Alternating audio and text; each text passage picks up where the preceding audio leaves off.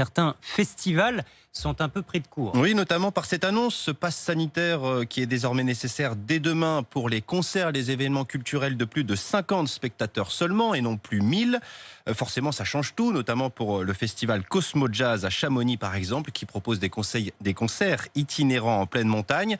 10e édition avec des ambitions à la baisse, mais cette édition qui sera maintenue quand la culture résiste et s'organise. C'est le choix de la rédaction de RMC ce matin. Reportage de Romain Houg. C'est dans le parc Coutet, au cœur de Chamonix, qu'une bonne partie du festival va se jouer. De part et d'autre, l'immensité des montagnes qu'affectionne particulièrement Charles Vetter, le directeur du Cosmo Jazz. Ici, c'est l'épicentre du festival. Sur les 4 derniers jours du festival, on a une grande scène qu'on installe au fond. Il y a une dizaine de jours, tout était prêt pour accueillir les festivaliers dès samedi prochain. Mais voilà, le discours présidentiel est passé par là. L'annonce du 12 juillet, elle était surtout un peu brutale parce qu'on nous annonce qu'on doit finalement appliquer le pass sanitaire. Un point, c'est tout pour tout le monde. Tout est alors à revoir. Il faut faire venir du staff, on est obligé de prendre un service de sécurité, il faut louer les terminaux. Sans compter le casse-tête à venir pour scanner les passes sanitaires lors des concerts en altitude, sans connexion internet.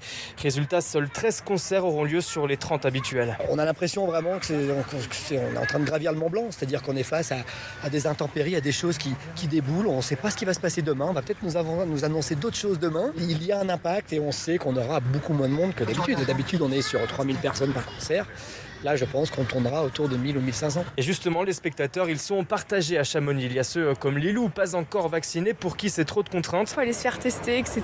Donc, moi, je travaille beaucoup, donc j'ai pas le temps. Et ceux comme Aurélie, passe sanitaire en poche. C'est formidable que l'événement ait lieu et à nous d'être raisonnables et de s'organiser en fonction. Donc, tant pis pour ceux qui ne joueront pas le jeu. Les premiers chiffres de la billetterie sont en tout cas encourageants. Certains concerts affichent même déjà complet.